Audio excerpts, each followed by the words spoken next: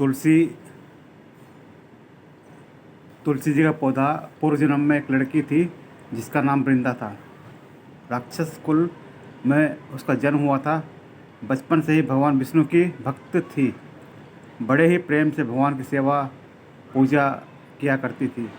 जब वह बड़ी हुई तो उसका विवाह राक्षस कुल में दानव राज जलंधर से हो गया। जलंधर समुद्र में से उत्पन्न हुआ। वृंदा बड़ी ही पतिव्रता स्त्री थी, सदा अपने पति की सेवा किया करती थी।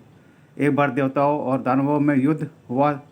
जब जलंधर युद्ध पर जाने लगे तो वृंदा ने कहा, स्वामी आप युद्ध पर जा रहे हैं, आप जब तक युद्ध में रहेंगे मैं पूजा में बैठकर आपकी जीत के लिए अनुष्ठान करूंगी, और जब तक आप वापस नहीं आ जाते मैं अपना संकल्प नहीं छोड़ूंगी।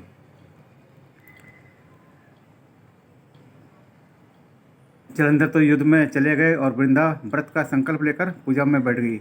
उनके व्रत के प्रभाव से देवता भी जलंधर को ना जीत सके। सारे देवता जब हारने लगे तो विष्णु जी के पास गए।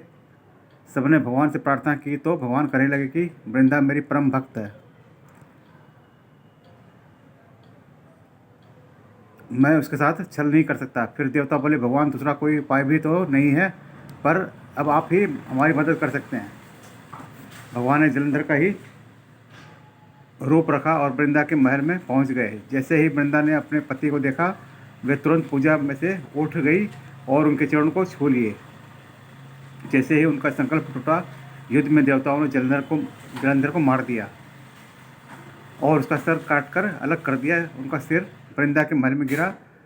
जब वृंदा ने देखा कि मेरे पति का सिर तो कटा पड़ा, तो फिर ये जो मेरे सामने खड़े हैं ये कौन है? उन्होंने पूछा, आप कौन हो जिसका स्पर्श मैंने किया? तब भगवान अपने रूप में आ गए, पर वे कुछ ना बोल सके। वृंदा सारी बात समझ गई। उन्होंने भगवान को श्राप दिया, आप पत्थर के हो जाओ, और भगवान तुरंत पत्थर के हो गए। सभी देवता हाहाकार करने लगे। लक्ष्मी जी रोने लगी और प्रार्थना करने लगी। तब वृंदा जी ने भगवान को वापस वैसा ही कर दिया और अपने पति का सिर लेकर वे सती हो गई। उनकी राख से एक पौधा निकला। तब भगवान विष्णु जी ने कहा, आज से इसका नाम तुलसी है, और मेरा एक रूप इस पत्थर के रूप में रहेगा, जिससे शालिग्राम के नाम से तुलसी जी के साथ ही पूजा जाएगा, और मैं